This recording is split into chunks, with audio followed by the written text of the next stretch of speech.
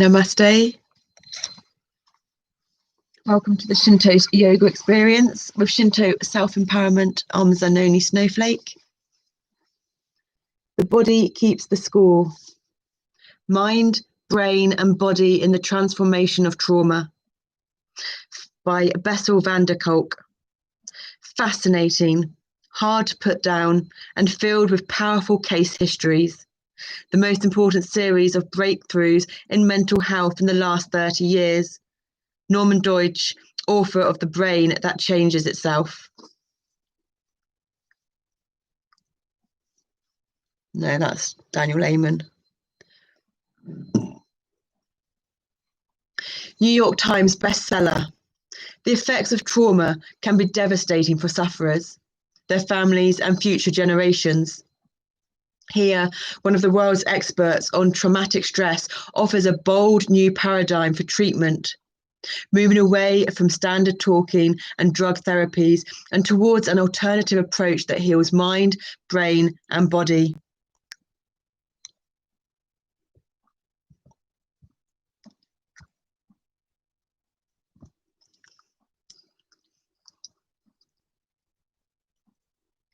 Van der KolK draws on 30 years of experience to argue powerfully that trauma is one of the West's most urgent public health issues, packed with science and human stories.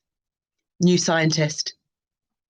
Breathtaking in its scope and breadth, a seminal work by one of the preeminent pioneers in trauma research and treatment, Peter A. Levine, author of An Unspoken Voice. Dr. Van der KolK's masterpiece combines the boundless curiosity of the scientist, the erudition of the scholar, and the passion of the truth teller. Judith Herman, author of Trauma and Recovery.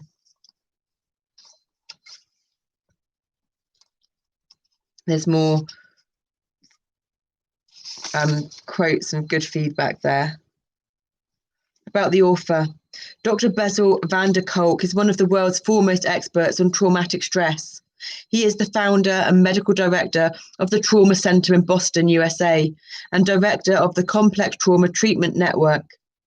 A past professor of psychiatry at Boston University Medical School, Dr. Van Der KolK is the author of several scholarly books and over 100 scientific articles. To my patients who kept the score and were the textbook. Contents. Prologue, Facing Trauma. Part 1, The Rediscovery of Trauma. 1, Lessons from Vietnam Veterans. 2, Revolutions in Understanding Mind and Brain. 3, Looking into the Brain, the Neuroscience Revolution. Part 2, This is Your Brain on Trauma. 4, running for your life, the anatomy of survival. 5, body-brain connections. 6, losing your body, losing yourself. Part 3, the minds of children. 7, getting on the same wavelength, attachment and attunement. 8, trapped in relationships, the cost of abuse and neglect. 9, what's love got to do with it? 10, developmental trauma, the hidden epidemic. Part 4, the imprint of trauma. 11, uncovering secrets, the problem of traumatic memory. 12, the unbearable heaviness of remembering. Part 5, paths to recovery. 13, healing from trauma, owning yourself. 14, language, miracle and tyranny. 15, letting go of the past, EMDR. I think that's what we do, but we've never had that. And we incorporate sacred geometry into ours. 16, learning to inhabit your body, yoga. 17, putting the pieces together, self-leadership.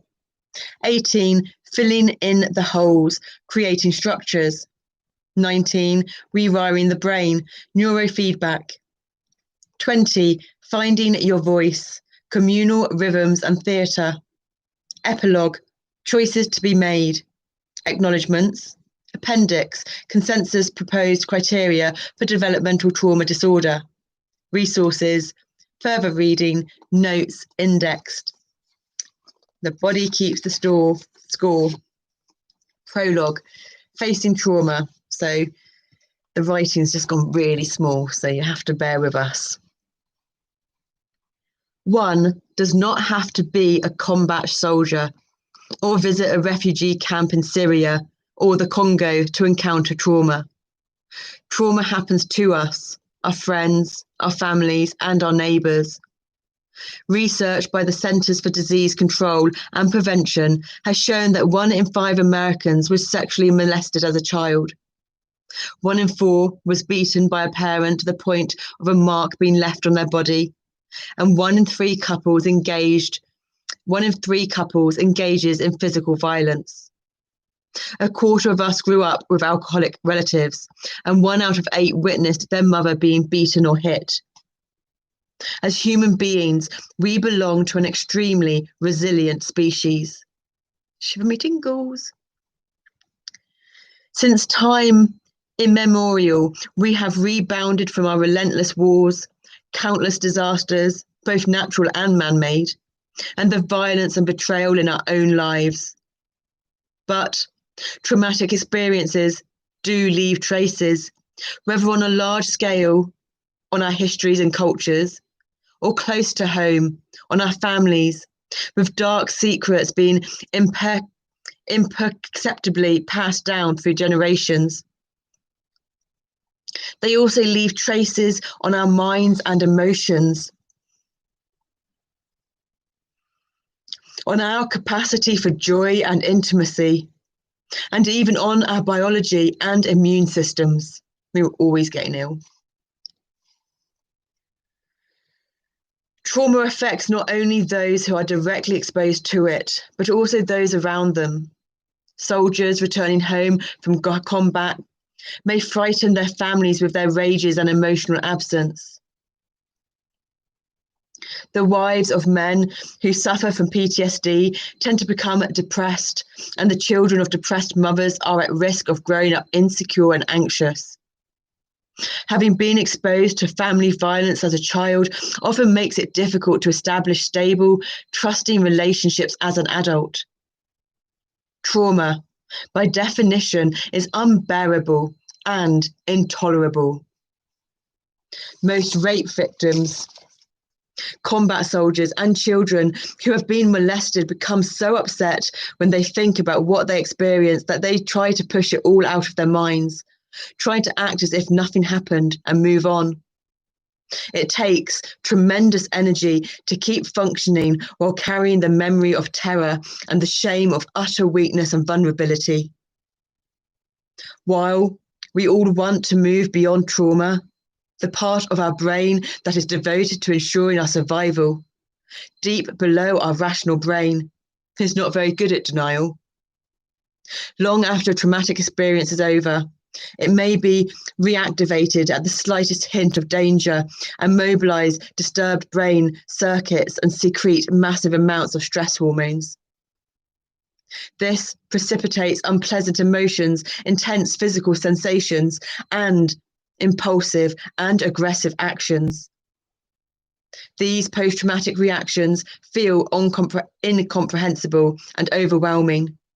Feeling out of control, survivors of trauma often begin to fear that they are damaged to the core and beyond redemption. I'm just going to let out Zendaya.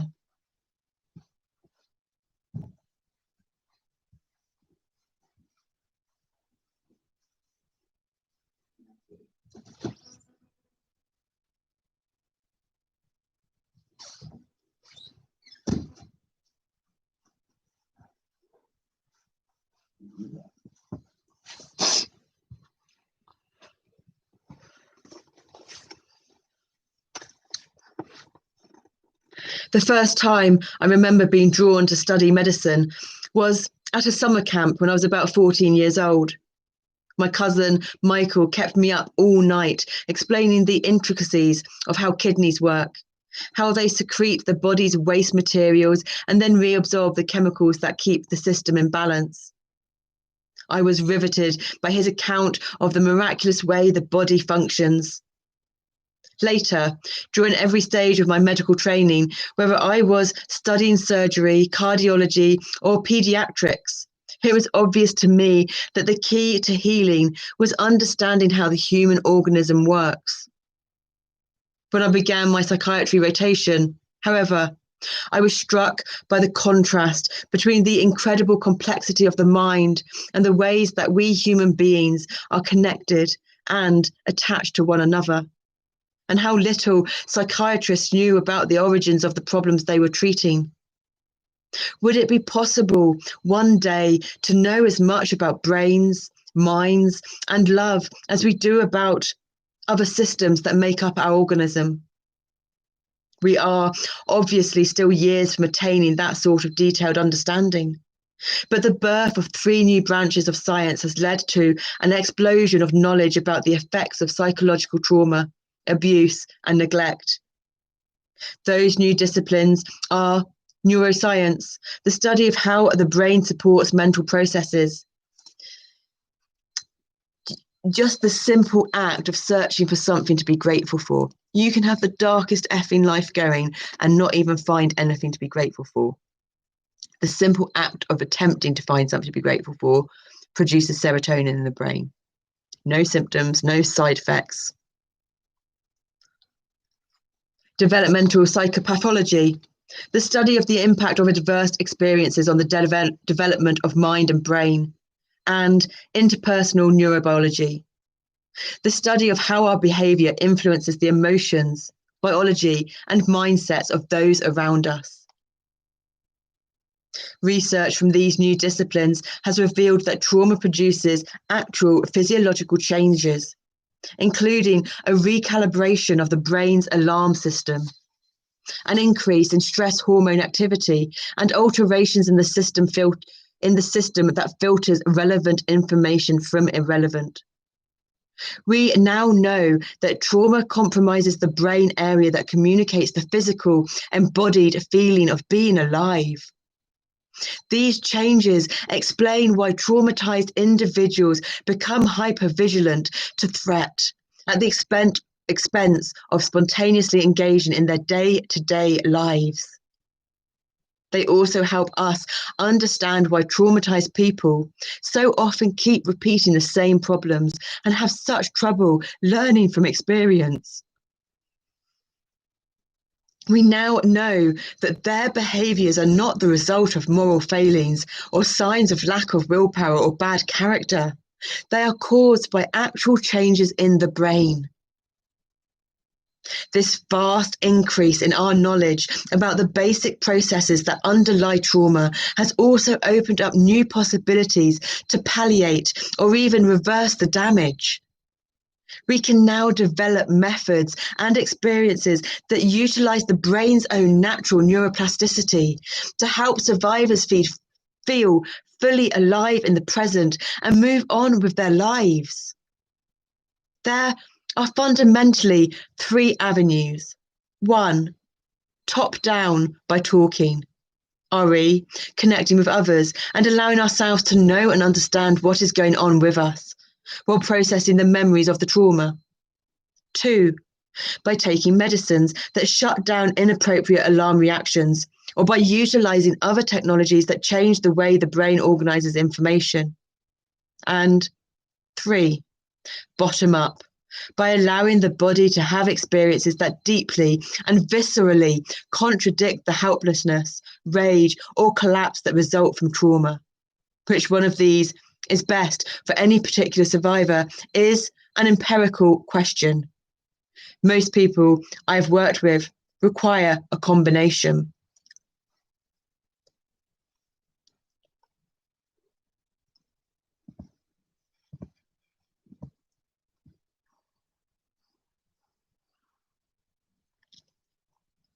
This has been my life's work.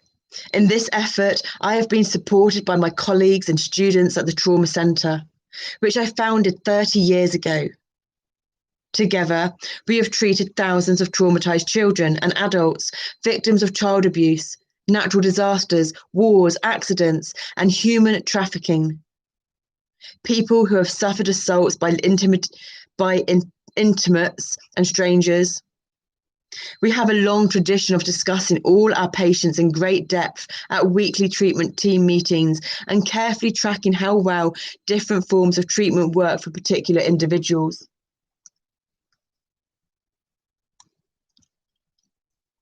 Our principal mission has always been to take care of the children and adults who have come to us for treatment.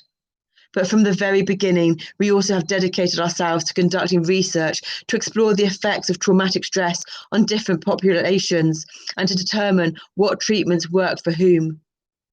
We have been supported by research grants from the National Institute of Mental Health, the National Centre for Complementary and Alternative Medicine, the Centres for Disease Control, and a number of private foundations to study the efficacy of many different forms of treatment, from medications to talking, yoga, EMDR, theatre, and neurofeedback. The challenge is, how can people gain control over the residues of past trauma and return to being masters of their own ship? Talking, understanding, and human connections help. And drugs can dampen hyperactive alarm systems. But we will also see that the imprints from the past can be transformed by having physical experiences that directly contradict the helplessness, rage, and collapse that are part of trauma, and thereby regaining self-mastery. That book's doing well that we've got of Don Miguel Ruiz. I've only read the first bit. I have no preferred treatment modality, as no single approach fits everybody. But I practice all the forms of treatment that I discuss in this book. Each one of them can produce profound changes, depending on the nature of the particular problem and the makeup of the individual person. I wrote this book to serve as both a guide and an invitation to dedicate ourselves to facing the reality of trauma, to explore how best to treat it, and to commit ourselves as a society to using every means we have to prevent it. Part 1, the rediscovery of trauma, next time. And now for our healing poem. I suppose that's a bit of theatre, isn't it? I never really thought, well, I didn't know about that really. Namaste. Welcome to the Shinto's yoga experience with Shinto self-empowerment. I'm Zanoni Snowflake. Shinto self-empowerment is the collective of us inside this one host body. Namaste.